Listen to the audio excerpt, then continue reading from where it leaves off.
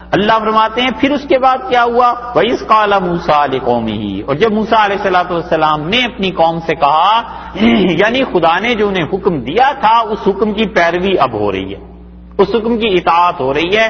اور اللہ نے کہا موسیٰ علیہ السلام سے، اللہ تعالیٰ نے ارشاد فرمایا اذکروا نعمت اللہ، موسیٰ علیہ السلام سے کہ آپ اپنی قوم کو کہیے. انہوں نے جا کر کہا کہ اے میری قوم والو، اذکروا نعمت اللہ، اللہ کے انعامات کا ذکر کرو، علیکم جو تم پر ہوئے ہیں. اذ انجاکم من آل فرعون، جب اللہ تعالیٰ نے تمہیں نجات دی، کس سے؟ فرعون کی آل سے. یسومونکم سوء العذاب، وہ بڑا برا عذاب تمہیں دیتے تھے، سخت مصیبت میں تمہیں گھیر رکھا تھا. آل فرعون کا لفظ یہ بتاتا ہے کہ صرف فرعون ہی نہیں، اس کا عملہ بھی عذاب دیتا تھا. اقتدار تھا، بادشاہی تھی، وہ ایک ایک آدمی کو کیسے پکڑ سکتا تھا اور مار سکتا تھا. اس نے اپنے سارے عملے کو اس کام پہ لگا دیا کہ لوگوں کو تنگ کرو، لوگوں کو مارو. اور یہ آیت سورہ بقرہ میں 3 مرتبہ گزر گئی، اور ویسے بھی کئی جگہ پہ اور بھی آئی ہے، وہاں پر اس کی تشریح ہو گئی تھی. اس لیے مختصراً بات یہاں کر لیتے ہیں کہ من آل فرعون، اس سے پتہ چلتا ہے فرعون کا سارا عملہ اس میں مبتلا تھا. اللہ تعالیٰ نے فرمایا یسومونکم سوء العذاب، اور وہ کیا کرتے تھے؟ دیتے تھے تم کو بہت بری مار، پیٹتے تھے، مارتے تھے، عذاب میں ڈالتے تھے، عبادت گاہوں پہ پابندی لگا دیتے تھے. وَيُذَبِّحُونَ أَبْنَاءَكُمْ، اور ذبح کرتے تھے تمہارے بیٹوں کو. ذبح کرنے کا یہی صرف مطلب نہیں ہے کہ قتل کر دیتے تھے، ذبح کرنے کا مطلب جان سے ختم کر دینا. عین ممکن ہے جو بعض مفسرین نے لکھا ہے کہ وہ ڈبو دیتے تھے پانی میں، وہ بھی یہاں مراد ہو. فرعون یہ ساری حرکتیں کرتا رہا. وَيَسْتَحْيُونَ نِسَاءَكُمْ، اور وہ کیا کرتے تھے؟ جینے دیتے تھے، جیتی رکھتے تھے تمہاری عورتیں. نساء کا لفظ قرآن نے استعمال کیا ہے، اس کا مطلب یہ ہے کہ مردوں کو تو وہ قتل کر دیتے تھے، اور عورتوں کو صرف کم عمری نہیں بلکہ دیر تک جینے دیتے تھے، تاکہ وہ اپنے گھروں میں خدمت لیں، اور اس کے ساتھ ساتھ علیاذ باللہ اپنی خواہشات کی تسکین کا انہیں ذریعہ بنائے. اس اعتبار سے انسان یہ بڑی ظالم چیز، انسان جیسا ظالم دنیا میں کوئی درندہ نہیں ہوا کہ یہ جب اپنی پٹڑی سے اتر جاتا ہے نا، انسان تو ایسی حرکتیں کرتا ہے کہ درندے بھی پناہ مانگیں کہ یہ کیا حرکت ہے. ہر چیز اس دنیا میں، برے سے برا جانور بھی وہ پریڈکٹیبل ہے. سانپ یہاں سے گزرتا ہے، لوگ فوراً اپنا بچاؤ کرتے ہیں، سب کو پتا ہے سانپ کاٹتا ہے. بچھو گزرتا ہے، سب کو پتا ہے بچھو کاٹتا ہے. شیر سے بچتے ہیں کہ شیر چیر پھاڑ ڈالے گا. بکری اور گائے ان چیزوں کو گھروں میں لے آتے ہیں، پتہ ہے یہ بے ضرر جانور ہی نہیں صرف بلکہ نفع دینے والے ہیں. جانوروں تک کا کردار پریڈکٹیبل ہے اور انسانوں کا کردار پریڈکٹیبل نہیں رہا. اللہ جانے وہ انسان کب اس دنیا میں ہوتے تھے جن کو دیکھ کر لوگ کہتے تھے کہ یار اس آدمی سے کوئی نقصان نہیں، یہ آدمی سلامتی، امن کا پیغام ہے. بس یہ انسان ایسا اچھا ہے. کئی خال ایسے معاشروں میں رہ گئے ہیں اب لوگ کہ جن کے متعلق آدمی پیشن گوئی کر سکتا ہے کہ اس آدمی وہ تو یہ کام کر ہی نہیں سکتا. کوئی کہتا ہے فلاں نے چوری کی، وہ کہتے ہیں صاحب نہیں، وہ چوری نہیں کر سکتا، اور جو مرضی کو وہ تو اتنا اچھا آدمی ہے. انسانوں کا کردار اب اس قابل نہیں رہا. ان انسانوں کے کردار کی یہ حالت ہو گئی ہے. فرعون تو ایک نمونہ ہے. مولانا روم رحمۃ اللہ علیہ نے سچ کہا ایسی چیز کے متعلق. انہوں نے کہا نفس مارا کم ترس فرعون نیس، ہم انسانوں کا جو نفس ہے نا اندر، یہ فرعون سے کم نہیں ہے. لیک اورا اون مارا اون نیس، فرق اتنا ہی ہے کہ اسے لاؤ لشکر اور حکومت مل گئی تھی، ہمیں حکومت نہیں ملی اور لشکر نہیں ملے، نہیں تو ہمارا نفس بھی فرعون سے کم کرتوت نہ کرے. انسان جب انسانیت سے گرتا ہے تو وہ انسانوں کے لیے ہی نہیں، ساری خدا کی مخلوق کے لیے عذاب بن جاتا ہے، اور سب سے زیادہ بے رحم اپنے جیسے بھائیوں کے لیے ہوتا ہے. یہ ابھی کا واقعہ ان دنوں ہے نا، 1,00,000 سے زیادہ تعداد ہو گئی مرنے والوں کی. ایسے ہی ہے نا یہ جو حادثہ، جو طوفان پیش آیا ہے، 1.5 لاکھ 2 لاکھ ہو گئی. جتنی بھی ہو گئی، 1.5 لاکھ ہی ہو گئی، چلو فرض کر لو 10,000 بھی ہوتی تو انسان تو تھے نا آخر. اور یہ سب جانتے تھے کہ کتنے پیسے خرچ کر کے ایشیا کے علاقے میں، جنوب میں کیا چیز لگائی جا سکتی ہے جو انسانوں کو بر وقت اطلاع دے دے کہ زمین کی پلیٹس میں یہ چینج آ رہی ہے. جو اسباب بھی ہیں، جو اسباب واقعات ہیں، ہمیں اس سے بحث نہیں، لیکن کتنا پیسہ کوئی بھی دنیا کی انسانوں کی حکومت خرچ کرتی اور وہ بر وقت اطلاع دے کے ہزاروں لاکھوں افراد کو بچا سکتی تھی. اگر 1 لاکھ آدمی مر گیا یا 1.5 لاکھ آدمی مر گیا تو وہ مرنے والا ہی نہیں مرا، وہ تو فیملی پوری برباد ہو گئی. کتنے ہی بچے ہوں گے جو اب یتیم ہو جائیں گے، کتنی عورتیں ہیں جو بیوہ ہو جائیں گی. اور یہ انسانوں ہی کے کرتوت اور رنگ ہیں کہ ان سے جنگیں کرا لو، اور ایک ایک جنگ میں کروڑوں اور اربوں اور خربوں کے حساب سے ڈالر اور پیسہ اور پاؤنڈ خرچ ہو رہے ہیں. اور انسانوں کی فلاح و بہبود کے لیے اتنا نہیں ہو سکتا تھا کہ جتنا جنگ میں تم نے کام کیا تھا اس کا 1.25 حصہ اگر وہاں پر خرچ کر کے انسانوں کی فلاح و بہبود کو لگا دیتے تو یہ انسانوں کو مصیبت نہ آتی.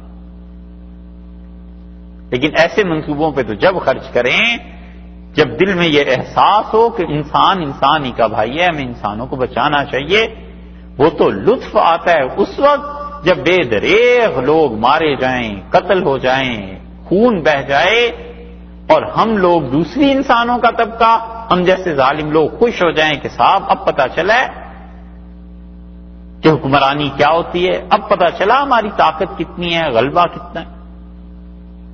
دنیا میں ہمیشہ جنگیں ہوتی رہیں، لوگ مرتے اور مارتے رہے ایک دوسرے کو، اور اس کے مقابلے میں جو امن کے کام تھے، جو آشتی کے کام تھے، جو اسپتال بنانے تھے، اسکول بنانے تھے، غریبوں کی مدد کرنی تھی، لوگوں میں غربت کو دور کرنا تھا، قحط کو دور کرنا تھا، ممالک میں بجلی پانی اب جدید دور میں اس کا بندوبست کرنا تھا، انسانوں نے ایک دوسرے کے لیے اتنا خرچ نہیں کیا اور ایک دوسرے کو مارنے کے لیے خوب خرچ کیا.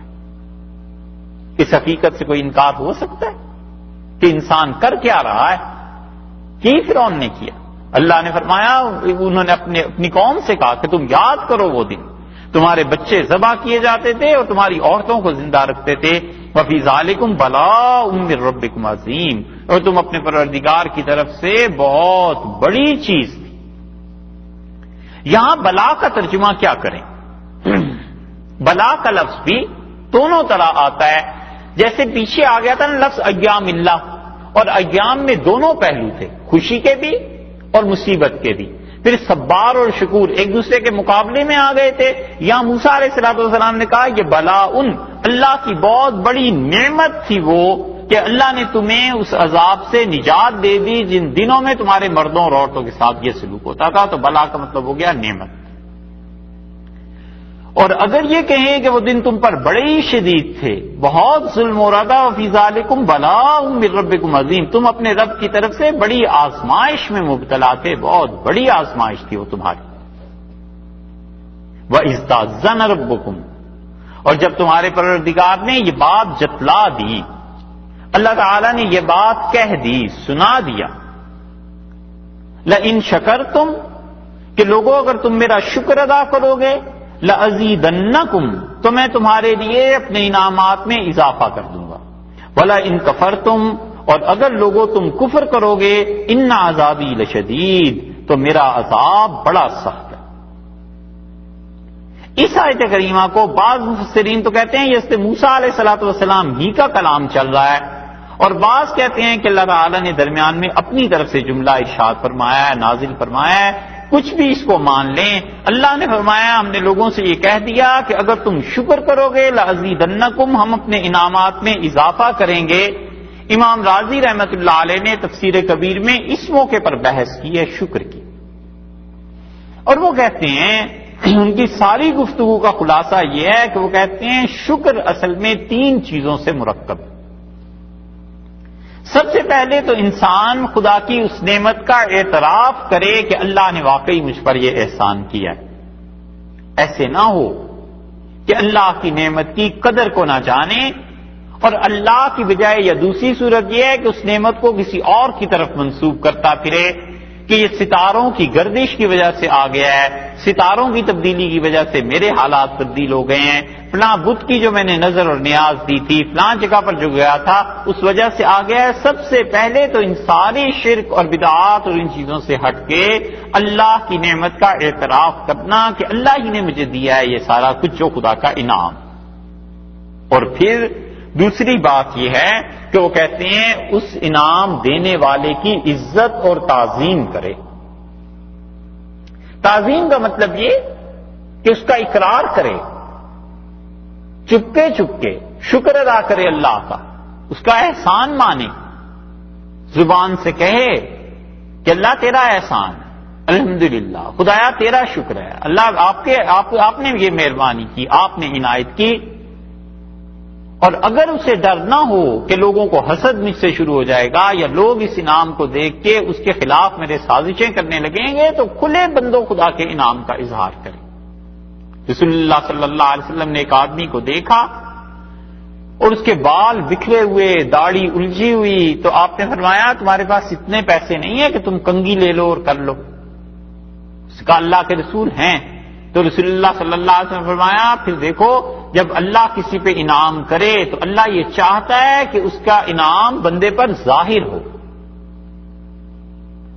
ایک آدمی کپڑے ایسے پہن کے آیا تو رسول اللہ صلی اللہ علیہ وسلم نے تو کیا تمہارے پاس اتنے پیسے نہیں ہیں کہ صابن لے لو اور کپڑے دھو لو؟ سکھا ہیں، تو آپ نے فرمایا پھر کیوں نہیں اجلے کپڑے پہنتے؟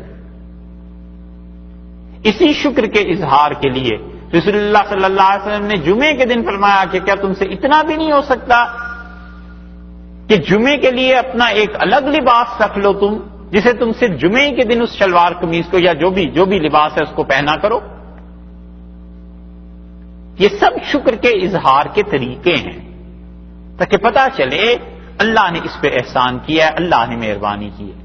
اور اگر کبھی ڈر ہو کہ لوگ اس کو مذاق کا نشانہ بنا لیں گے، حسد مجھ سے شروع ہو جائے گا، جیسے کوئی گھر بنا لے اور اسے ڈر ہوتا ہے کہ لوگوں کی نظروں میں آ جاؤں گا، بس چپکے چپکے اللہ کا شکر ادا کرتا رہے، بچائے اپنے آپ کو لوگوں کی نظر میں آنے سے اور اپنے آپ کو ذہنی کوفت میں مبتلا کرنے سے، چپکے چپکے اللہ کا شکر ادا کرے۔ اور تیسری چیز رازی رحمت اللہ علیہ کہتے ہیں کہ منعم کی تعظیم اللہ کی، اس کے بعد اس بات کو اپنی روش بنا لینا کہ زندگی بھر جو بھی انعامات ہیں اللہ کا شکر ادا کرتا ہے۔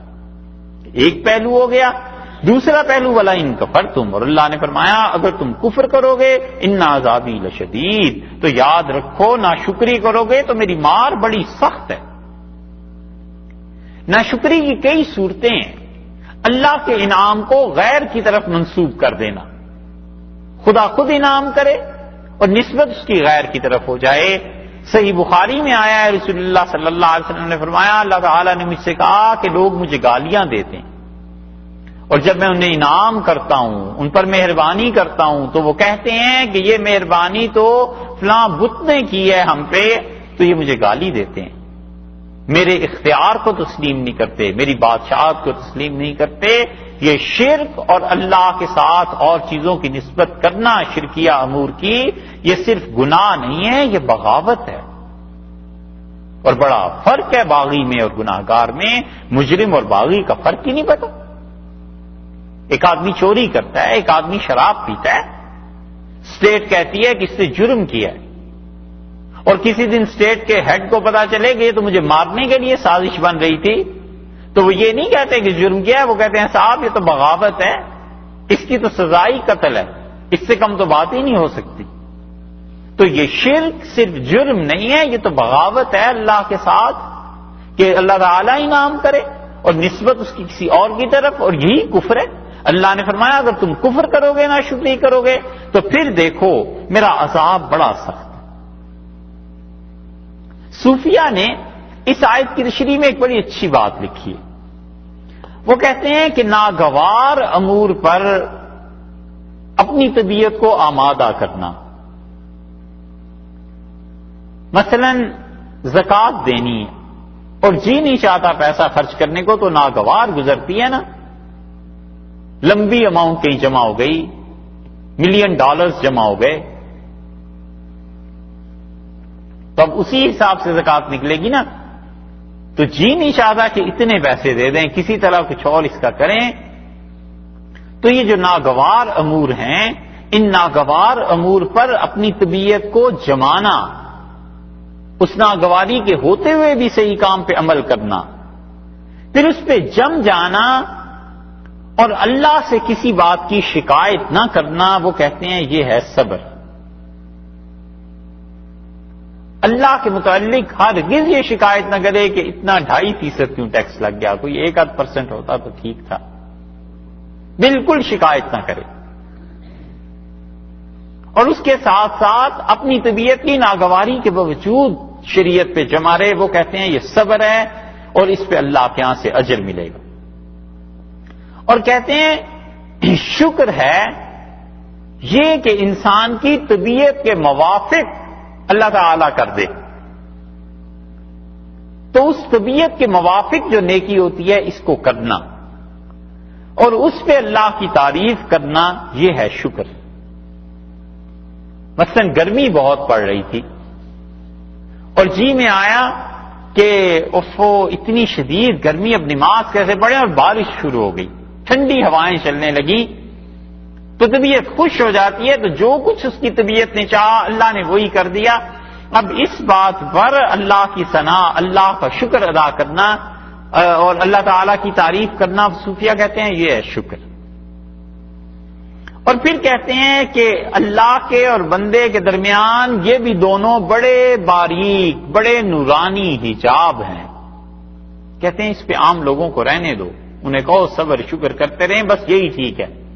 لیکن سچ پوچھو تو اللہ کے درمیان اور بندے کے درمیان یہ بھی حجاب ہے۔ ان سے کسی نے پوچھا پھر اصل حال کیا ہے؟ انہوں نے کہا ہر حال میں نظر اپنے پروردگار پہ رکھنا بس، اور اللہ کو فاعل حقیقی جاننا، اور 2.5% ہو یا 5% ہو، اور بارش ہو یا نہ ہو، ہر حال میں دونوں سے متاثر نہ ہو، صرف یہ نظارہ کرتا رہے اور خوش ہوتا رہے کہ میرے مالک کو دیکھو کیا کیا چیزیں مجھ سے مطلوب ہیں۔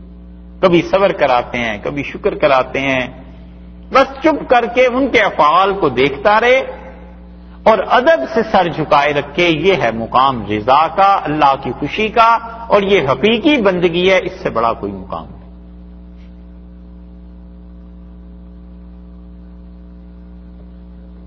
نہیں۔ بہت بڑی بات ہے، بہت بڑی بات ہے کہ آدمی پر سارے حالات ایک طرح سے یکساں ہو جائیں، کہ صبر اور شکر دونوں کو عارضی چیزیں سمجھے اور یہ کہے کہ اللہ جس چیز پہ آپ راضی ہیں میں اس پہ راضی ہوں، نہ شکایت ہے نہ کچھ اور ہے، اللہ کی رضا میں اپنی رضا کو ختم کر دے، وہ کہتے ہیں یہ ہے چیز۔ اللہ نے فرمایا اگر شکر کرو گے میں اضافہ کرتا چلا جاؤں گا۔ اور دیکھیے اللہ تعالیٰ نے عجیب بات یہ بتائی ہے، اس کا مطلب ہے کہ اللہ کے جس انعام پہ شکر کرے گا زیادہ ہو جائے گا، ایمان پہ شکر ادا کرتا رہے گا اللہ کا قرب بڑھ جائے گا، اللہ تعالیٰ نے پیسہ دے دیا ہے اس کا شکر ادا کرتا رہے گا پیسے بڑھ جائیں گے۔ کوئی بھی چیز دنیا میں جس پہ خدا کا شکر ادا کرتا رہے گا اس میں برکت ہو جائے گی، اور جس میں خدا کی نافرمانی کرے گا، کفر کرے گا، اس چیز کی برکتیں ختم ہو جاتی۔ اور ہوتا کیا ہے کہ اللہ کے بہت سے انعامات ہوتے ہیں اور آدمی کفر بھی نہیں کرتا اور شکر بھی نہیں کرتا۔ یہ مسلمانوں میں بہت سے لوگوں کی عادت کہ بس ٹھیک ہے چل رہی۔ ہم میں سے کتنے ایسے ہیں جنہوں نے کبھی جان بوجھ کے ارادتاً اللہ کا شکر ادا کیا ہوگا کہ اللہ آپ نے صحت اچھی دی ہے، آنکھیں کام کر رہی ہیں، کان ناک سب حواس درست ہیں، اللہ تیرا شکر۔ سوچے آدمی یہ شکر کرنے کی چیز ہے یا نہیں؟ بہت کم لوگ۔ اسی لیے اللہ نے قرآن پاک میں دوسری جگہ سے داؤد علیہ السلام سے کہا کہ اعملوا آل داؤد شکرا، داؤد علیہ السلام کی آل شکر کرے میرا ادا، میں نے اتنے انعامات کیے ہیں، وقلیل من عبادی الشکور، اور میرے بندوں میں شکر ادا کرنے والے تھوڑے ہی ہوتے ہیں۔ کتنے انعامات اللہ کرتا ہے، اولاد دے دیتا ہے، کتنے ہیں جنہوں نے اللہ کا شکر ادا کیا ہو کہ اللہ تو نے اس نعمت سے محروم نہیں رکھا۔ والدین ہیں، اساتذہ ہیں، ہزاروں چیزیں، اور 100 باتوں کی ایک بات ایمان ہے، کتنے لوگ ہیں جو شکر ادا کرتے ہیں کہ خدایا تیرا احسان ہے اور تو نے ہمیں کفر سے بچایا. اسی لیے جن لوگوں کو اللہ کے شکر ادا کرنے کی کیفیت اور عادت پڑ گئی تھی ان کا حال یہ تھا کہ جنید بغدادی رحمۃ اللہ علیہ کے وہ تھے متعلقین میں سے شاگرد تھے غالباً شبلی رحمۃ اللہ علیہ.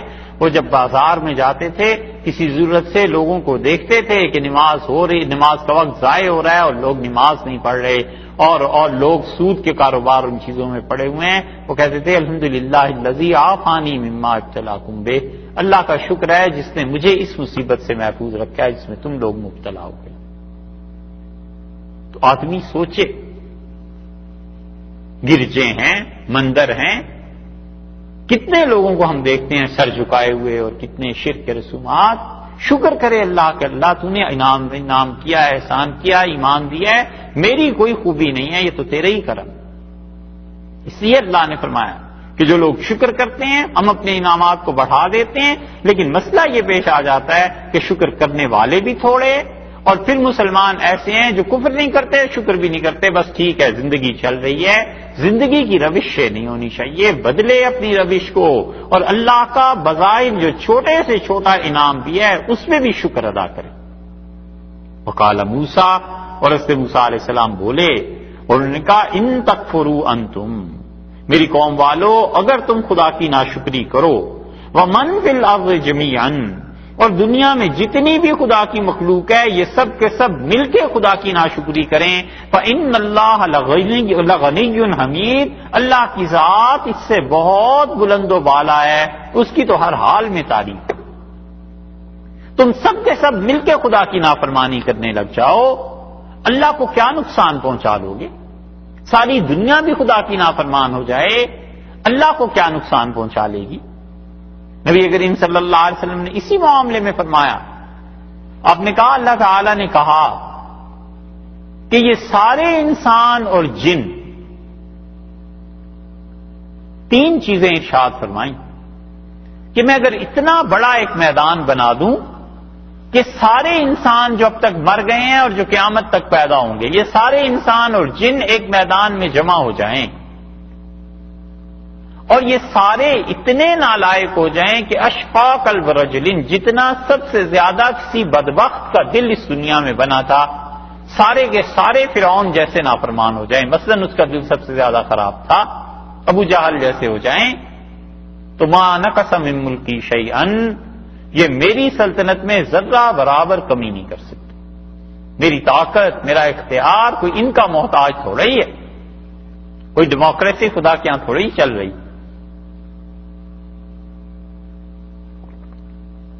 اور پھر اللہ تعالی نے فرمایا یہ سارے جمع ہو جائیں، اتقا قلب رجل، اور اس آدمی جیسے نیک ہو جائیں جو سب سے زیادہ نیک ہے. محدثین نے لکھا ہے کہ نبی کریم صلی اللہ علیہ وسلم جو سب سے زیادہ نیک تھے اتنے نیک بھی یہ ساری مخلوق خدا کی ہو جائے، سارے جن اور انسان، ما زاد فی ملکی شیئا، یہ میری سلطنت، میری طاقت، میری حکومت، میری بادشاہت، میری شہنشاہیت میں کیا اضافہ کر دیں گے. اور اگر میں ان سب کو وہ نوازنا شروع کروں جو ان کے دل میں تمنائیں اٹھتی ہیں، ہر آدمی کو، ہر جن کو میں وہ کچھ دے دوں جو اس کا دل چاہتا ہے، تو ان میں سے کوئی اٹھے اور سمندر میں سوئی ڈبو دے اور نکال لے، دیکھے اس سوئی نے سمندر کا کیا بگاڑ لیا ہے. میں تو جب سے خرچ کر رہا ہوں اور جب تک کرتا رہوں گا میری چیزوں میں تو اتنی کمی بھی نہیں ہوتی جتنی سوئی سمندر کے پانی میں کمی کرتی. اس لیے انما ہی اعمالکم، لوگو یہ تمہارے اعمال ہیں، ہم انہی کی جزا تمہیں دے دیتے ہیں، تمہیں لوٹا دیتے ہیں، تمہارے اعمال سے ہماری حکومت پہ کوئی فرق نہیں پڑتا. موسیٰ علیہ السلام نے کہا اگر تم کفر کرو اور جتنے دنیا میں ہیں سب مل کر کفر کرنے لگ جائیں، اللہ تعالیٰ بالکل بے نیاز ہے، غنی، ایسا غنی ہے کہ اس کے بغیر کسی کا کام چلتا ہی نہیں، اس کے بغیر کسی کا کام نہیں چلتا، اور اس کے سارے کام سب کے بغیر چلتے ہیں. اس کے جتنے بھی کام ہیں وہ سب کے سب چلتے ہیں. ایک مخلوق نہیں کرے گی دوسری کو لے آئے گا. اور کوئی انسان اور جن تھوڑے ہی ہیں، بج رہا ہے فون کو، اور کوئی انسان تھوڑے ہی ہیں، یہ جن تھوڑے ہی ہیں جن سے اللہ نے کوئی کام لینا ہے. اللہ نے فرمایا وما یعلم جنود ربک الا ھو، اور تیرے پروردگار کے اتنے لشکر ہیں کہ اللہ کے علاوہ کوئی جانتا ہی نہیں. فرشتے اس کا لشکر نہیں ہے. وہ اگر وہ شہنشاہ ہے نا، تو اس کی فوج صرف انسان اور جن ہی نہیں، فرشتے بھی تو ہیں. اور اس شہنشاہ حقیقی وہ اگر اپنی فوج کو حکم دے دے تو ہوائیں بھی تو اسی کی فوج ہیں، یہ بھی تو اسی کا لشکر ہے. پانی بھی تو اسی کا لشکر ہے جس نے فرعون کو ڈبو دیا تھا. جو چاہے اس کائنات میں کرے، یہ پتھر اور پہاڑ اور یہ زمین، یہ سب اسی کے تو لشکر ہیں. زمین پھٹ گئی اور قومیں سما گئیں اس کے بیچ میں، افراد کو غرق کر دیا، تباہ ہو گئے. یہ سب کچھ اسی کا ہے. اس لیے حضرت موسیٰ علیہ السلام نے کہا اے میری قوم والو، تم اور جتنی دنیا ہے، جتنے انسان دنیا میں پائے جاتے ہیں، سب مل کے خدا کی نافرمانی کرو.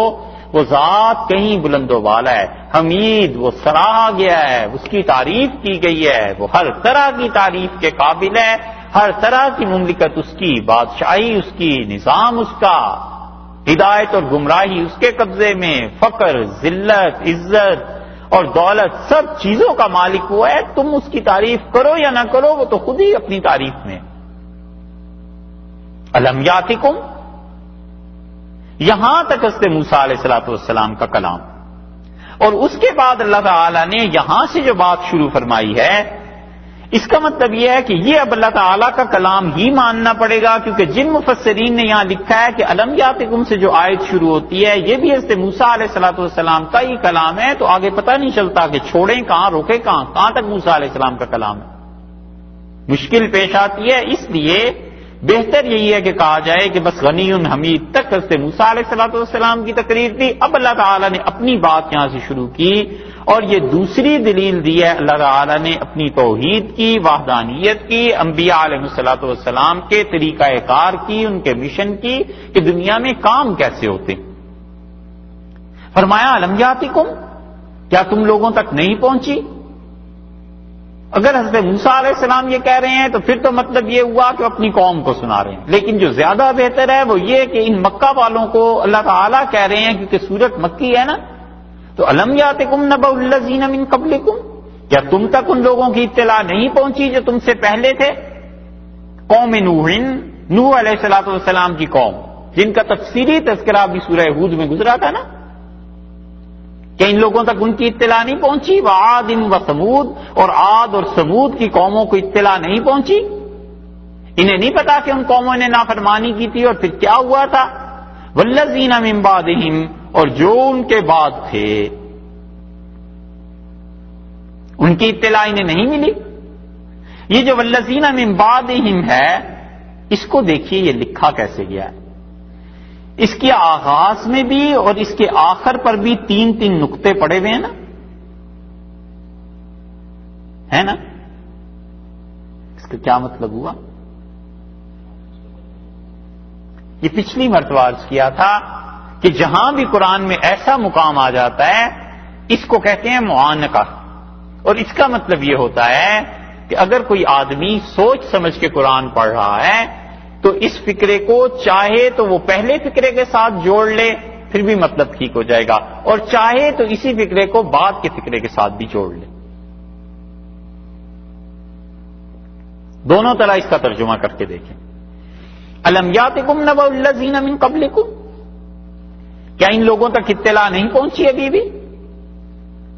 خبر ان کی جو ان سے پہلے تھے، قوم نوح و عاد و ثمود، حضرت نوح علیہ السلام کی قوم کی اور عاد کی اور ثمود کی. والذین من بعدہم، اور جو ان قوموں کے بعد اس دنیا میں ہوئے ہیں، ان سب کی اطلاع انہیں نہیں پہنچی. یہاں رک گئے. اگلا نیا جملہ ہوا کہ لا یعلمہم الا اللہ، اللہ کے علاوہ انہیں کوئی نہیں جانتا. ایک دوسرا طریقہ دیکھیے، الم یاتکم نبأ الذین من قبلکم، کیا انہیں نہیں خبر پہنچی ان کی جو ان سے پہلے تھے، تم سے پہلے تھے؟ قوم نوح و عاد و ثمود، نوح علیہ السلام، عاد اور ثمود کی قوموں کی خبر ان تک نہیں پہنچی. یہاں رک گئے. والذین من بعدہم لا یعلمہم الا اللہ، اور جو ان کے بعد قومیں گزری ہیں اللہ کے علاوہ انہیں کوئی نہیں جانتا۔ ہوئی صاف بات؟ ٹھیک ہے، یہ جہاں بھی قرآن میں اس طرح کے تین نقطے آتے ہیں نا، اور اس کے درمیان جو فکرہ آتا ہے، اس کا مطلب ہے اسے پہلے کے ساتھ ملا لو تو بھی ٹھیک ہے، اور اسے اس کے بعد کے ساتھ ملا لو تو بھی ٹھیک ہے۔ اللہ تعالیٰ نے فرمایا کہ ان تک خبر نہیں پہنچی تم تک، الم یاتکم نبأ الذین من قبلکم، تم سے پہلے جو قومیں تھی مکہ والوں، تمہیں اس کی خبر نہیں ہے؟ قوم نوح علیہ السلام کی قوم کے ساتھ کیا ہوا؟ وعاد و ثمود، اور قوم عاد اور قوم ثمود۔ قوم عاد کی طرف حضرت ہود علیہ السلام بھیجے گئے، قوم ثمود کی طرف حضرت صالح علیہ السلام بھیجے گئے، اور پچھلی صورتوں میں اللہ نے ان کی تباہی کا ذکر کر دیا، وہاں یہ تفصیل گزر گئی۔ والذین من بعدہم، اور ان کے بعد جو دنیا میں آئی ہیں قومیں، کیا مکہ والوں تمہیں ان کی اطلاع نہیں ہوئی؟ اور اس کے بعد اللہ نے کیا کہا ہے؟ لا یعلمہم الا اللہ، اللہ کے علاوہ کوئی نہیں جانتا کہ اس کے بعد کتنی قومیں آئی تھیں اور کتنی کی تباہی آئی۔ یہ قرآن کی نص ہے اس بات کی کہ اس پوری انسانیت کی تاریخ کوئی نہیں جانتا، اور اللہ نے جو کہہ دیا ہے کہ کوئی نہیں جانتا تو اس کا مطلب ہے یہ پوری ہوگی بھی نہیں۔ اسی لیے رسول اللہ صلی اللہ علیہ وسلم اس آیت سے انہوں نے استدلال کیا۔ آپ نے فرمایا کہ یہ لوگ نسب بیان کرتے ہیں اور معید ابن عدنان تک پہنچتے ہیں، تو رسول اللہ صلی اللہ علیہ وسلم نے فرمایا وہاں تک پہنچ کے آپ نے کہا ان کے درمیان، معید کے درمیان اور اسماعیل علیہ السلام کے درمیان آپ نے فرمایا کتنی پشتیں تھیں، اور یہ جملہ ارشاد فرماتے تھے لا یعلمہم الا اللہ، اللہ کے علاوہ اس کے حالات کوئی نہیں جانتا ان قوموں کی تباہی کو، اور ارشاد فرماتے تھے کذب النصابون، جو لوگ آدم علیہ السلام تک اپنا نسب ثابت کرتے ہیں جھوٹ بولتے ہیں، اللہ نے کہا ہے انہیں کوئی نہیں جانتا۔ اسی لیے حضرت عبداللہ ابن مسعود رضی اللہ عنہ کہتے تھے کہ اس آیت میں تصریح ہے کہ نسب نامہ حضرت آدم علیہ السلام تک بیان کرنے والے لوگ جھوٹے، اور معید بن عدنان کے بعد کچھ حال معلوم نہیں، اور عدنان سے حضرت اسماعیل علیہ السلام تک، یہ عربوں میں تو نسب گنا جاتا تھا نا، تو جب نسب بیان کرتے تھے کیسے کرتے تھے؟ کہتے تھے فلاں آدمی عبد المطلب کی اولاد ہے، اور عبد المطلب جو تھے وہ ہاشم کے بیٹے تھے، اور ہاشم ان کے بیٹے تھے، آگے چلتے جاتے تھے اور یہاں تک کہ معید تک پہنچتے تھے، معید ابن عدنان، اور اس کے بعد حضرت اسماعیل علیہ السلام کو لے آتے تھے۔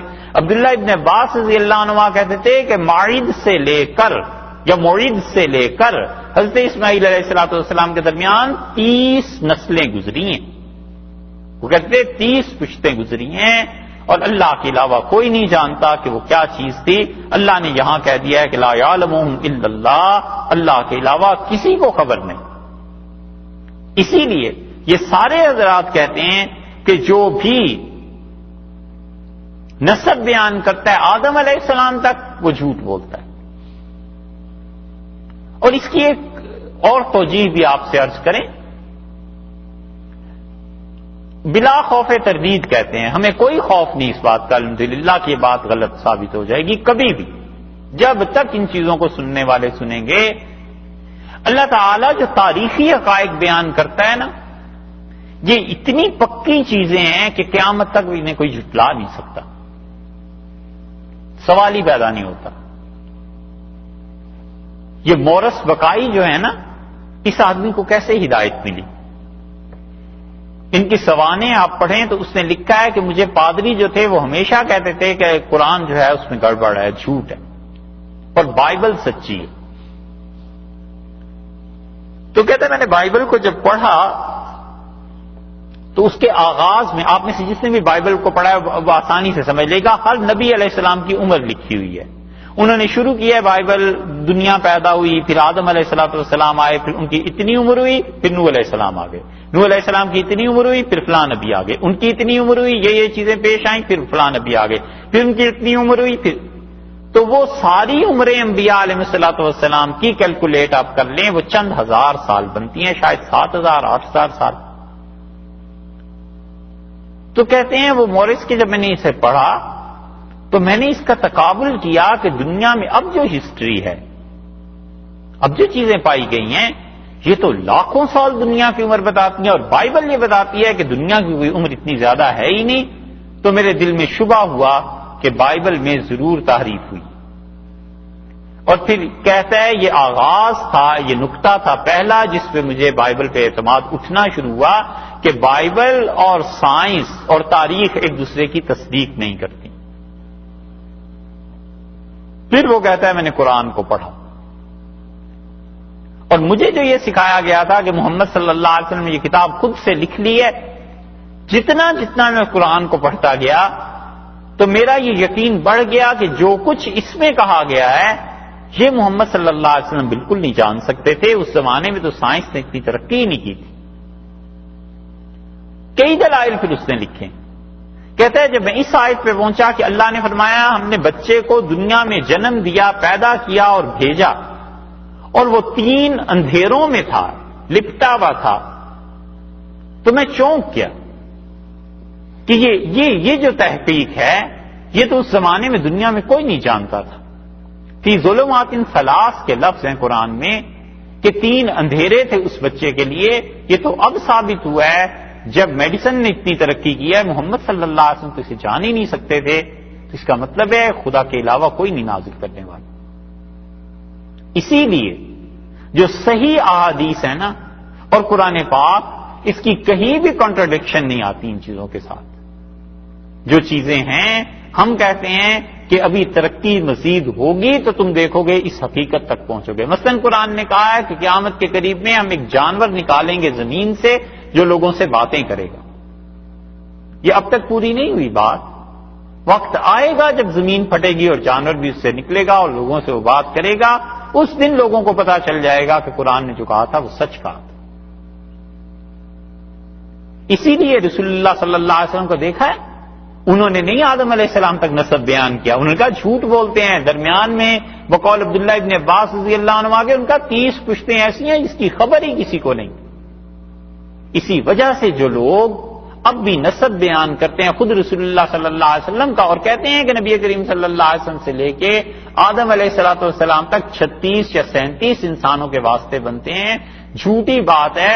رسول اللہ صلی اللہ علیہ وسلم کا نسب مبارک بھی سارے عربوں کا نسب موعد ابن عدنان تک پہنچ کے رک جاتا ہے. اس کے بعد موعد کے اسماعیل علیہ الصلوۃ والسلام تک درمیان میں کتنی پشتیں گزری ہیں. عبداللہ ابن عباس رضی اللہ عنہما کہتے ہیں 30 پشتیں تھیں، کوئی کہتا ہے 20 پشتیں تھیں. کتنی تھیں؟ اللہ نے فرمایا لا یعلمہم الا اللہ، اللہ کے علاوہ کوئی نہیں جانتا.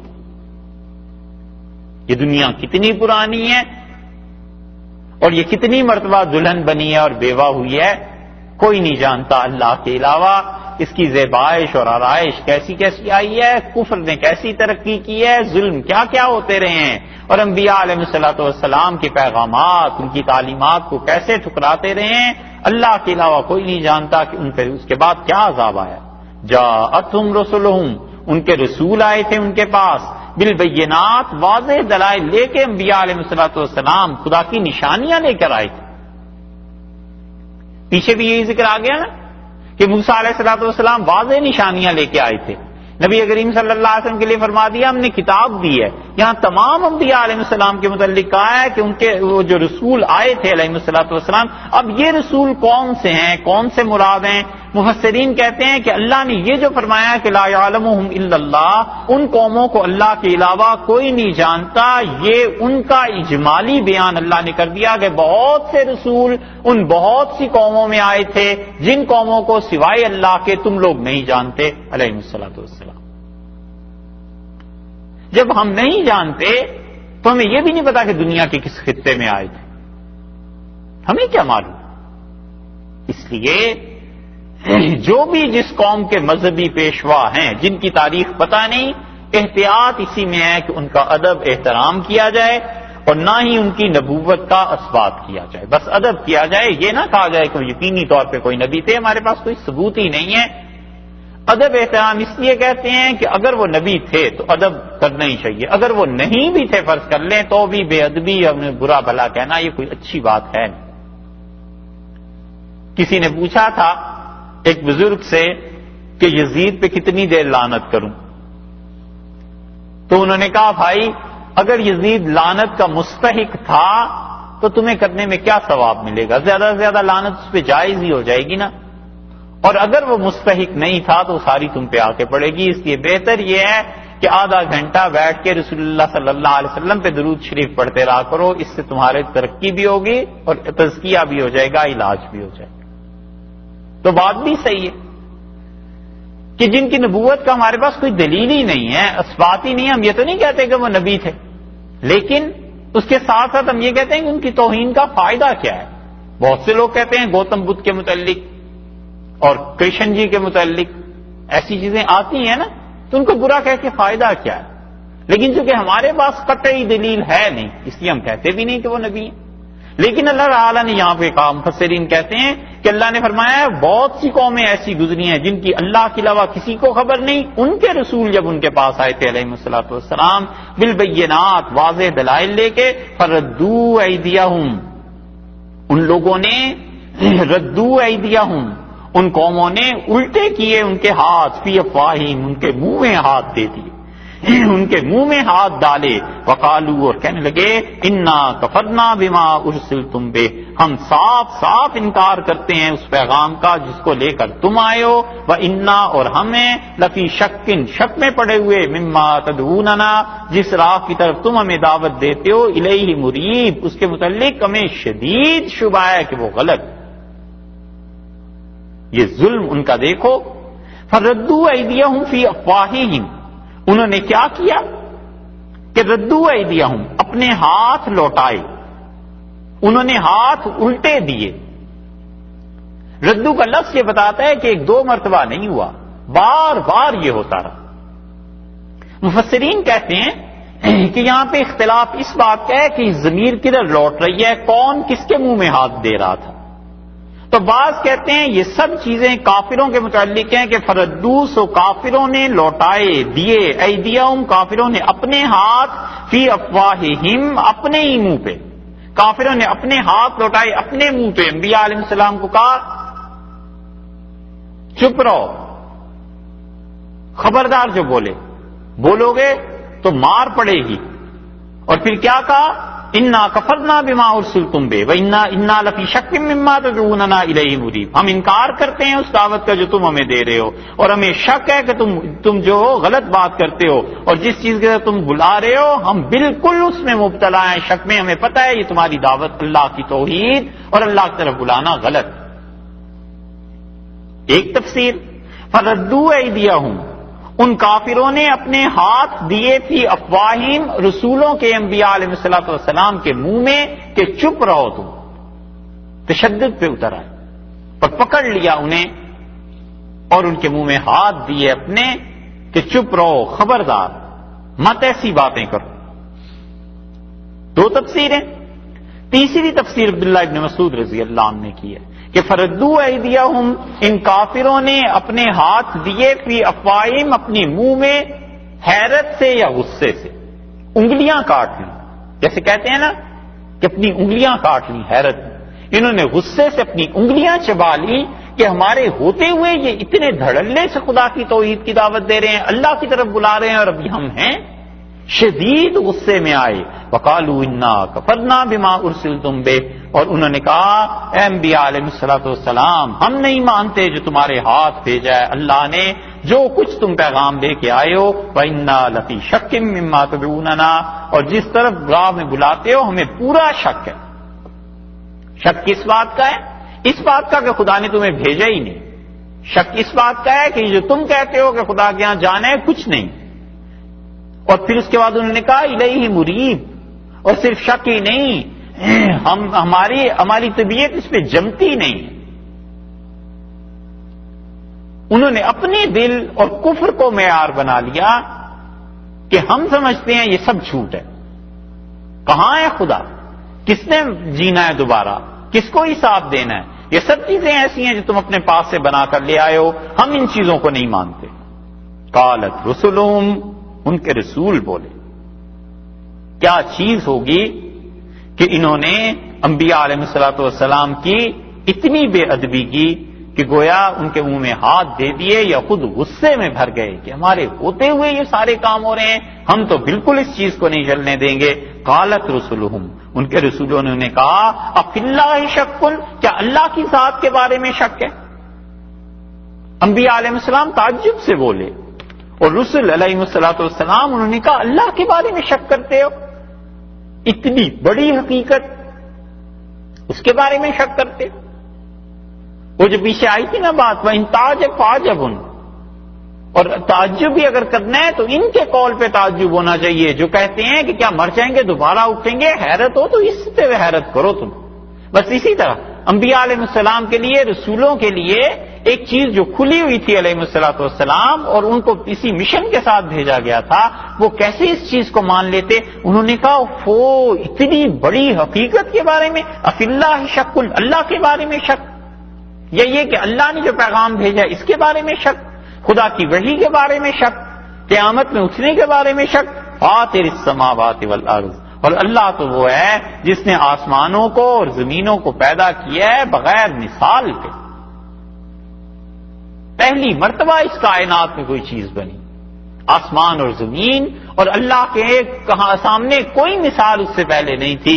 مالک نے بغیر مثال کے یہ چیزیں بنائی ہیں، وہ ایسی ذات ہے جس نے خود بخود یہ چیزیں بنا دی ہیں۔ یدعوکم، اور وہ تمہیں بلاتا ہے، لیغفر لکم، تاکہ بخش دے، من ذنوبکم، تمہارے گناہوں میں سے کچھ گناہ۔ اللہ تمہیں دعوت دیتا ہے تاکہ اس کی طرف تم آؤ، اور تمہارے گناہوں میں سے یہ من جو ہے نا بعض کچھ، اس کا ترجمہ ہے کہ من ذنوبکم، اللہ تمہیں بلاتا ہے تاکہ بخشے تمہارے کچھ گناہ۔ سارے گناہ کیوں نہیں؟ مفسرین کہتے ہیں کہ یہ دلیل ہے اس بات کی کہ کافر جب مسلمان ہو جاتا ہے تو اللہ اس کے وہ گناہ معاف کر دیتا ہے جو خود اللہ کا حق بنتا ہے، اور جو انسانوں کے حقوق ہیں وہ معاف نہیں ہوتے۔ کافر سے بھی اسلام قبول کرنے کے بعد بھی اس پہ انسانوں کا حق باقی رہے گا، اللہ اپنے حقوق معاف کر دیتا ہے۔ مثلا اللہ تعالی کے حقوق میں سب سے بڑا حق جو اللہ کا ضائع کرنا ہے وہ نماز کو ضائع کرنا ہے، اللہ اسے معاف کر دیتا ہے کیونکہ اس انسان نے اسلام کو قبول کر لیا، ایمان کو قبول کر لیا۔ تو جو کفر کے زمانے میں اس نے نمازیں نہیں پڑھی تھی، وہ خدا کا حق جو تھا وہ ختم ہو گیا کیونکہ وہ اس وقت اس کا اہل ہی نہیں ہوا تھا، اللہ نے اس پہ کوئی نہیں اس سے پوچھنا، کیونکہ ایمان لے آئے اور اس کے بعد بغیر عذر کے نماز چھوڑ دے تو اللہ کا سب سے بڑا حق ہے جو اس نے ضائع کر دیا۔ اللہ کے حقوق میں سے جس چیز پہ خدا کو شدید غصہ آتا ہے، سب سے بڑی غصہ دلانے والی چیز انسان کی بدکاری ہے، اور علیاذ باللہ جب اس میں جبر ہو کسی خاتون یا مرد کے ساتھ تو وہ تو اور زیادہ کبیر اور زیادہ برباد کرنے والی چیز ہے، کیونکہ اس نے کسی انسان کو اس کی طبیعت کے خلاف کام پر آمادہ کیا تو اس نے انسانوں کا بھی حق ضائع کیا اور اللہ کا بھی حق ضائع کیا۔ اللہ اس کو بھی معاف کر دے گا جو اپنی رضا سے لوگوں نے یہ کام بدکاری کے کیے ہیں، خدا کا سب سے بڑا حق ضائع کیا تھا، ایمان لایا، یہ معاف ہی ہو گئے۔ اور کون سے معاف نہیں ہوتے؟ وہ جو انسانوں کے حقوق ہیں۔ کسی سے قرض لیا تھا تو اسلام لانے کے بعد یہ تھوڑا ہی ہے کہ اس کو پروانہ مل جائے کہ تمہارا قرض قابل ادا ہی نہیں، یہ نہیں ہو سکتا۔ ایسے ہی اور بہت سی چیزیں، اس لیے انہوں نے کہا کہ اللہ تمہارے کچھ گناہ معاف کر دے گا۔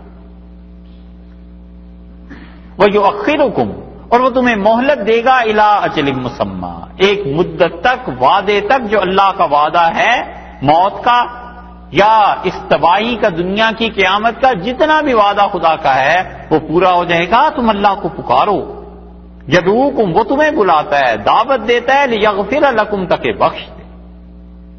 کیسی مہربانی ہے، کیسی شفقت ہے کہ جس کا کوئی کام انسانوں تک پھنسا ہوا نہیں، جس کی شہنشاہیت اور بادشاہت میں انسان کوئی اضافہ نہیں کر سکتے، سارے مل کے بھی نافرمانی کریں کچھ اس کا بگاڑ نہیں سکتے، وہ بے نیاز، وہ بلند و بالا اور غنی ذات اپنے بندوں کو خود بلاتی ہے، کہتی ہے معافی مانگ لو، ہم تمہیں معاف کرنے کو تیار ہیں، اور دیکھو ہم تمہیں مہلت بھی دے دیں گے، تم پر اور بھی عنایت کریں گے، اس سے زیادہ کیا انتہا ہو۔ کبھی کبھی تو ماں باپ بھی چڑ جاتے ہیں کہ کیسا نافرمان ہے، نکالو اس کو گھر سے، وہ نہیں نکالتے، وہ کہتے ہیں آؤ، آ جاؤ، معافی مانگ لو، توبہ کر لو، رجوع کر لو، ہم معاف بھی کر دیں گے، اس کے ساتھ ساتھ برکتیں بھی دیں گے، ایک مدت تک تم رہو۔ قالو، وہ بولے آگے سے کافر، اور انہوں نے 3 اعتراض کیے۔ انہوں نے کہا ان انتم، تم کچھ نہیں ہو، الا بشر مثلنا، تم ہم جیسے ہی ایک بشر ہو، ہم جیسے ہی آدمی ہو، آخر تم میں اور ہم میں فرق کیا ہے؟ تم بھی بشر ہو، تم بھی شادی کرتے ہو، بیوی بچے ہیں تمہارے بھی، کھاتے پیتے ہو، بازاروں میں جاتے ہو۔ دوسری جگہ قرآن میں آیا ہے کہ وہ کہتے ہیں ما لہذا الرسول یاکل الطعام، ارے یہ بھی رسول ہو سکتا ہے، یہ تو کھانا کھاتا ہے۔ یمشی فی الاسواق، بازاروں میں گھومتا پھرتا ہے، اپنی ضرورت کی چیزیں خریدتا ہے، یہ بھی رسول ہو سکتا ہے۔ یعنی آدمی کو خدا مانا جا سکتا ہے، بشریت اور الوہیت، بشریت اور خدائی جمع ہو سکتی ہے عیسیٰ علیہ السلام میں، اور بشریت اور رسالت جمع نہیں ہو سکتی۔ ہے کوئی تک کہ بشریت اور الوہیت جمع کر لی کہ بشر بھی ہے اور اللہ بھی ہے؟ الیاذ باللہ۔ انسان یہی کرتے ہیں نا، قبروں کی پرستش کرتے ہیں، خدا کے اختیارات کسی ولی کو، کسی اللہ کے نیک بندے کو دے دیتے ہیں، انبیاء علیہ الصلوۃ والسلام کی قبروں کی عبادت کرتے ہیں، پرستش کرتے ہیں، یعنی ان کو خدا مان لے گا انسان، اس کے لیے تیار ہے، لیکن نبی مان کے نہیں دینا کہ بشریت اور رسالت اور نبوت جمع ہو جائیں، یہ نہیں ہو سکتا، بس یہ انسانوں کی کھوپڑی تھی۔ اسی لیے حضرت عائشہ رضی اللہ عنہا کہتی تھیں کہ نبی کریم صلی اللہ علیہ وسلم کے لیے اللہ نے انتظام اور صورت ہی ایسی پیدا فرما دی کہ ان کی قبر مبارک میرے حجرے میں بنا دی۔ اگر رسول اللہ صلی اللہ علیہ وسلم کی قبر مبارک کسی میدان میں بنی ہوتی تو ممکن تھا لوگ شرک کی طرف چل پڑتے۔ عائشہ رضی اللہ عنہ کے حجرے میں تو اجازت چاہیے ہوتی تھی نا جانے کے لیے، وہ حجرہ مبارک کھولتی تھی تو کوئی اندر جاتا تھا نا، تو کہتی تھی اگر کسی کھلے میدان میں بنی ہوتی تو پھر یہ امت کیا کرتی، یعنی لوگ کسی اور طرف کو چل پڑتے۔ اللہ نے فرمایا، انہوں نے کہا پہلا اعتراض تو یہ ہے کہ تم ہمارے جیسے ایک آدمی ہو۔ اچھا بھئی ہمارے جیسے ایک آدمی نہ ہوتے تو کیا ہوتے؟ فرشتے ہوتے، پھر اس پہ بھی اعتراض ہوتا کہ تم لوگوں کو کیا خبر ہے ہماری پرابلمز کی، ہمیں کیا کیا مشکلات پیش آتی ہیں، ہمیں کھانا ہوتا ہے، پینا ہوتا ہے، تم فرشتے ہو، تمہیں کیا؟ پھر اور کیا ہوتا؟ یہ اس طرح کا اعتراض آریہ نے لوگوں نے کیا تھا، اور ان کے مقابلے میں ہندوستان میں ایک عالم تھے وہاں ثناء اللہ صاحب امرتسری، انہوں نے اعتراض یہ کیا کہ انہوں نے کہا لو قرآن تمہارا ایسی زبان میں نازل ہوا جو عربوں ہی کی زبان تھی، تو یہ زبان تو ساری دنیا تھوڑی ہی سمجھتی تھی، ایسی زبان میں نازل ہونا چاہیے تھا جس زبان کو کوئی بھی نہ سمجھتا، صرف رشی سمجھتے، رشی کہتے ہیں نا، رشی، اچھا وہ دوسری قرات ہوگی، تو انہوں نے کہا رشی ہی سمجھتے بس۔ تو انہوں نے کہا اگر اللہ ایسا قرآن نازل کر دیتا جس سے صرف رشی ہی سمجھ سکتے تو کیا تم پوری دنیا کے لیے دعوت دے دیتے؟ کیونکہ قرآن تو پوری دنیا کے لیے۔ تو انہوں نے کہا نہیں، رشی تو پوری دنیا میں نہ پھیل سکتے، لیکن آج ہماری حجت اور الزام قائم ہو جاتا۔ تو انہوں نے کہا حجت اور الزام تو اب بھی تمہارا قائم ہی ہے کہ قرآن کیوں عربی میں نازل ہوا، اگر دوسری زبان میں نازل ہوتا پھر بھی تم یہی اعتراض کرتے۔ تو جب اعتراض کی عادت ہی پڑ جائے تو پھر ہر بات میں اعتراض ہو سکتا ہے، تو کوئی اسے منع نہیں نہ کر سکتا، روک نہیں سکتا۔ اسی لیے کہتے ہیں کہ چلتے ہاتھ کو تو روک لے، چلتی زبان کو کون روکے؟ تو پہلا اعتراض یہ کہ انبیاء علیہ السلام بشر کیوں ہیں؟ بھئی کیا ہوں، فرشتے ہو جائیں، فرشتے ہو جائیں تو پھر اور اعتراض ہو جائے گا، الیاذ باللہ خدا آ جائے تو اسے نہیں مانیں گے۔ اعتراض تو پھر کرنے، ایک تریدون ان تصدونا، اور تم یہ چاہتے ہو کہ تم روک دو کس چیز کو؟ اس چیز کو کہ اما کان یعبد آباؤنا، ان چیزوں کو جن کی عبادت کرتے تھے ہمارے باپ دادا، ہم کو ان چیزوں سے روک دو جن چیزوں کی کو پوجتے رہے ہمارے باپ دادا۔ اصل میں تو یہ بات کہ ہمارے باپ دادا کی جو راہ تھی وہ بالکل صحیح تھی، اور تم جو راہ لے کے آئے ہو یہ بالکل غلط ہے۔ مدینہ منورہ میں ایک صحابی رضی اللہ عنہ تھے اور وہ اپنے کفر کے حالات سناتے تھے اور کہتے تھے میرے یہ لڑکے میرے قبیلے کے نبی کریم صلی اللہ علیہ وسلم کے پاس گئے اور مکہ مکرمہ میں جا کر مسلمان ہو آئے، تو جس بت کی میں عبادت کرتا تھا صبح صبح اٹھ کے میں ہاتھ جوڑ دیتا تھا اس کے سامنے، ایک دن جو میں نے دیکھا تو وہ تو بت نیچے پڑا ہوا تھا فرش پہ، میں سمجھا کسی سے گر گیا ہوگا، برداشت کیا، پھر دوسرا دن، تیسرا دن، پھر ایک دن میں نے قبیلے والوں کو بتایا، میں نے کہا میرا بت تو میرا خدا تو نیچے پڑا ہوا ہوتا ہے، اسے کون پھینک جاتا ہے؟ پھر ایک دن اٹھا تو پھر خدا پڑا ہوا تھا، تو میں نے بڑی گالیاں دی ان لڑکوں کو، میں نے کہا یہ شاید لڑکے شرارت کرتے ہیں اور عبادت کرتے نہیں ہیں اور مجھے بھی عبادت سے روکتے ہیں۔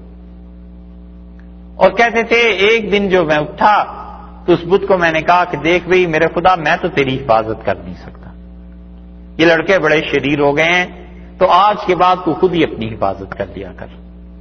اور اس سے اگلے دن جب میں اٹھا تو میں نے دیکھا وہ بت تو کوڑے کے ڈھیر میں باہر پڑا ہوا ہے، تو میں نے کہا اوفو، اس سے زیادہ اب تیری ذلت کیا ہو کہ یہاں کے لڑکے تجھے پھینک کے چلے گئے کوڑے میں اور پھر بھی تو اپنی حفاظت نہیں کرتا، تو مجھے بتا میں تیری حفاظت کیسے کروں؟ تو وہ مجھے کوئی جواب ہی نہیں دے رہا تھا۔ اور اس کے بعد میں نے دیکھا ایک دن وہ ٹوٹا ہوا پڑا تھا تو میرا دل ٹوٹ گیا، میں نے کہا تو میرا خدا نہیں ہو سکتا، جو اپنی حفاظت نہیں کر سکتا وہ میری حفاظت کہاں سے کرے گا؟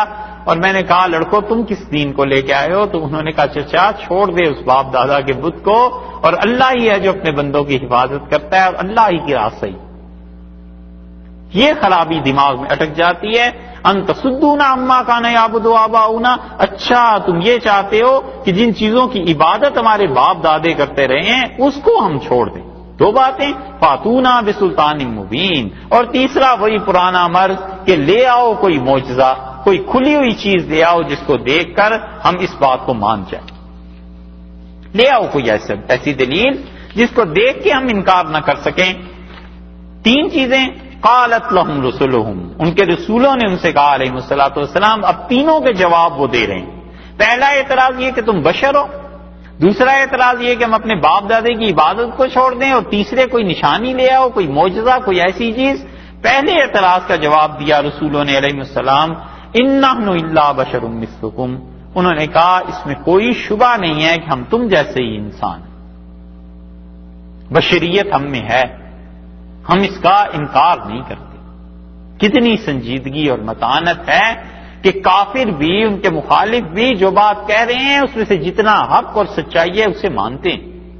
یہ ٹھیک ہے، تم ہمیں کہتے ہو ہم بشر ہیں، بالکل ہم بشر، ہمارا کوئی دعویٰ اس کے برعکس نہیں ہے، لیکن کافروں کو وہ اپنے جیسے بشر نظر آتے تھے نا، حالانکہ آدمی اور آدمی میں فرق ہوتا ہے۔ آدمی جب تلتے ہیں پھر اس میں فرق پتہ چلتا ہے، آدمیوں کا اخلاق، ان کے اعمال، ان کے کردار بتاتے ہیں کہ کون آدمی کس پائے کا آدمی ہے۔ اسی لیے عرب کہتے تھے کہ فلاں آدمی 1000 آدمیوں کے برابر سمجھا جاتا تھا، یعنی 1000 آدمیوں میں جتنی شرافت یا جتنی جرت، شجاعت، ہمت تھی اس اکیلے میں اتنی تھی۔ انہوں نے کہا ہم تم جیسے بشر ہیں، ولیکن اللہ، اور لیکن اللہ نے یمن علی من یشاء من عبادہ، یمن اللہ احسان کرتے ہیں علی من یشاء جس پر وہ چاہتے ہیں، من عبادہ اپنے بندوں میں سے جس پر چاہتے ہیں احسان کرتے ہیں۔ اس نے ہم پر احسان کیا، ہمیں نبوت دے دی، باقی بشریت تو ہماری اور تمہاری ہے۔ بندے کے کمال کی انتہا ہے کہ عبودیت کا احساس غالب رہے کہ میں بندہ ہوں، بس اس سے بڑا کوئی مقام نہیں ہے کہ بندہ بندہ بن کے رہے۔ بندگی سے بڑا کوئی مقام ہوتا نبوت کے علاوہ تو اللہ اسے کہیں جمع کر دیتا۔ اللہ نے نبی کریم صلی اللہ علیہ وسلم کے لیے جو ہمیشہ امت کو سکھایا ہے، قیامت تک جو نماز پڑھتے ہیں ہر نماز میں کہتے ہیں کہ عبدہ و رسولہ، اور وہ اللہ کے بندے تھے اور اس کے رسول، اللہ کے بندے ہیں اور اس کے رسول ہیں علیہ الصلوۃ والسلام۔ اللہ کی بندگی بہت بڑی چیز، اور اللہ کی کامل بندگی آ جائے بہت مشکل ہے۔ تزکیہ جب انتہا پہ پہنچتا ہے تو پھر اللہ کی بندگی غالب آنا شروع ہو جاتی ہے۔ اس لیے احساس رہے کہ میں بندہ ہوں. انہوں نے کیا کہا؟ وَلَٰكِنَّ اللَّهَ يَمُنُّ عَلَىٰ مَن يَشَاءُ مِنْ عِبَادِهِ. اللہ اپنے بندوں میں سے جس پہ چاہتا ہے احسان کرتا ہے. اس نے چاہا احسان ہم پہ کرنا، اللہ نے ہمیں نبوت دے دی. باقی نبوت کے بعد بھی کھانا پینا، تعلقات، یہ سب چیزیں، سردی گرمی، اس کا احساس، غمی خوشی اور وفات، زندگی بیماری صحت موت، سب چیزیں انسانوں جیسی ہیں. ہم نے کب یہ دعویٰ کیا ہے کہ ہم میں یہ چیزیں نہیں ہیں؟ سب چیزیں. ایک بات یہ اس کا جواب ہو گیا. دوسرا اعتراض یہ تھا کہ تمہارے باپ دادا کی راہ سے روکنا چاہتے ہو. انہوں نے کہا وما کان لنا ان ناتیکم بسلطان الا باذن اللہ. دوسری بات کا جواب اس میں نہیں آیا. انہوں نے جو کہا کہ باپ دادا کی راہ سے روکنا چاہتے ہو تو اصل میں تو یہی بات تھی کہ دیکھو ہم تم جیسے انسان ہیں. وَلَٰكِنَّ اللَّهَ يَمُنُّ عَلَىٰ مَن يَشَاءُ مِنْ عِبَادِهِ. اللہ اپنے بندوں میں سے جس پر چاہتا ہے انعام کرتا ہے. تو ہم پہ نبوت کا انعام ہوا، اور تمہارے باپ دادے جو راہ دکھا رہے تھے وہ نبوت کی راہ نہیں تھی. بس اللہ نے ہم پہ احسان کیا. جس راہ کو ہم لائے ہیں یہ حقانیت اور سچائی پر مبنی ہے. دو باتیں. تیسری بات وما کان لنا ان ناتیکم بسلطان، اور ہماری طاقت میں ہی نہیں. وما کان لنا، اور ہمارے لیے ہے ہی یہی بات نہیں ہے کہ ان ناتیکم ہم لے آئیں تمہارے لیے بسلطان کوئی دلیل، کوئی سند، کوئی معجزہ، الا باذن اللہ، مگر یہ بات تو اللہ ہی کے حکم سے ہو سکتی ہے، ہمارے بس کی تو بات نہیں. سادہ لفظوں میں اعتراف کیا انہوں نے اپنی عاجزی کا. انہوں نے کہا معجزے وہ تو اللہ ہی دیتا ہے. اس کائنات میں معجزہ وہ ایک نظام چل رہا ہوتا ہے اور اس نظام کو توڑ کر اللہ پھر کوئی نیا نظام تھوڑی دیر کے لیے دے دیتا ہے. یہ تو اللہ ہی کے قبضے میں ہے، جو مالک ہے ان چیزوں کا، ہماری نہ ملکیت ہے. اللہ ہم ایسے کر سکتے ہیں. مثلا پانی ہمیشہ اس کی روش ہے چلنے کی اور ڈبونے کی. اللہ نے ایک دن کے لیے چاہا کہ پانی کو روک دے اور اپنے کچھ بندوں کو گزار دے. اللہ نے موسیٰ علیہ السلام اور ان کو گزار دیا، اور پھر خدا نے وہی پرانی روش جو پانی کی تھی اسے بحال کر دیا، اور جب بحال ہوا تو فرعون کو بہا کر لے گئے. اتنے بڑے کام تو اللہ ہی کے، کیونکہ پانی اس کی ملکیت میں. آگ ہمیشہ جلاتی ہے، اور اب بھی اور پہلے بھی. ایک دن اللہ نے چاہا کہ آگ نہ چلائے، تو جب اس کا ایک بندہ اس میں پھینکا گیا اللہ نے آگ کو منع کر دیا کہ مت جلانا. آگ نے نہیں چلایا. وہ اللہ کا خاص طریقہ، وہ اللہ کی خاص روش، وہ معجزہ، اس کا تم ہم سے مطالبہ کرتے ہو. الا باذن اللہ، اللہ کے علاوہ تو ہو نہیں سکتا. وعلی اللہ فلیتوکل المؤمنون، اور ایمان والوں کو چاہیے بس اللہ ہی پر بھروسہ کریں، اللہ ہی پر اپنا آسرا رکھیں. یہ سب سے بڑی چیز انہوں نے کہی کہ ایمان والوں کو اللہ پر بھروسہ رکھنا ہے. تو معلوم ہوا کہ عبدیت، بندگی، اللہ پر توکل، اللہ کی طرف رجوع کرنا، یہ اصل چیز ہے. اقتدار، بڑائی، حکمرانی، غرور، یہ چیزیں اصل نہیں. اس لیے آدمی بار بار اس کا اقرار کرتا رہے کہ اللہ بڑا ہے. نماز پڑھتے ہیں نا، جنہیں آپ ایک نماز میں کتنی مرتبہ کہتا ہے اللہ اکبر. شروع کرتا ہے، رکوع کے لیے جاتا ہے، سجدے کے لیے جاتا ہے، سجدے سے اٹھتا ہے، پھر سجدے میں، پھر اٹھتا ہے. ایک ایک نماز میں 10 بار کہتا ہے اللہ اکبر اللہ اکبر. اس کا کیا مطلب؟ اس کا مطلب یہ ہے کہ اللہ سب سے بڑا ہے. اور آدمی اگر ہر اللہ اکبر پر ساتھ یہ بھی سوچ لے کہ میں اللہ سب سے چھوٹا ہوں، تو کب تک آخر نفس اس بات کو انکار کرتا رہے گا؟ ہر اللہ اکبر کے ساتھ جب آدمی سوچے نا کہ اللہ آپ ہی سب سے بڑے ہیں اور اللہ میں سب سے چھوٹا ہوں، گیا گزرا ہوں، تو کبھی بھی طبیعت میں کبر پیدا نہ ہو، اپنے آپ کو بڑا نہ سمجھے. اللہ کی بڑائی، اس کا احساس، اور اس کے ساتھ ساتھ ضروری ہے اپنی بندگی کا احساس اور اپنی عاجزی کا کہ خدایا میں کچھ نہیں کر سکتا. تو کوئی مصیبت بھیجنا چاہے میں ٹال نہیں سکتا. کوئی نفع روک لے میں اس نفع کو حاصل نہیں کر سکتا. تو مہربانی کرنا چاہے ساری دنیا مل کر بھی تجھے میری مہربانی سے نہیں روک سکتی. تو مجھ پہ مہربانی فرما سکتا. جتنا اللہ کی طرف رجوع بڑھ جائے اور عبدیت بندے پر غالب آ جائے، وہ بندہ اتنا ہی صالح، اتنا ہی مفید بن جاتا ہے، انسانوں کے لیے بھی اور خود اپنے لیے بھی. اور جتنا کبر اور اپنی بڑائی کا احساس بڑھ جائے کہ میں ایسا مجھ سے یہ چیزیں ہوتی ہیں، مجھ سے گھر چلتا ہے، خاندان والے میرے محتاج ہو گئے، میں نہ ہوں تو یہ ہو جائے گا، میں نہ ہوں تو ملک نہیں چلے گا، جتنی یہ دماغ میں اپنی بڑائی سما جاتی ہے آدمی کے، اتنی وہ پرابلمز کریٹ کرتا ہے معاشرے کے لیے، اپنے خاندان کے لیے، سارے انسانوں کے لیے۔ جتنا اس کا وسیع دائرہ، وہ سارے کے سارے لوگ جو اس کے دائرے میں آتے ہیں وہ پرابلمز میں گر گئے۔ انبیاء علیہ السلام نے بنیادی بات کی، انہوں نے کہا بھئی ہمارے اختیار میں تھوڑے ہی ہیں معجزے، اور تمہارے باپ دادا کی راہ وہ نبوت کی راہ نہیں تھی، اور نبوت اللہ کا احسان ہے، اور ہم تم جیسے انسان ہیں، باقی ہر حال میں اللہ پر بھروسہ کرنا ہے ہمیں۔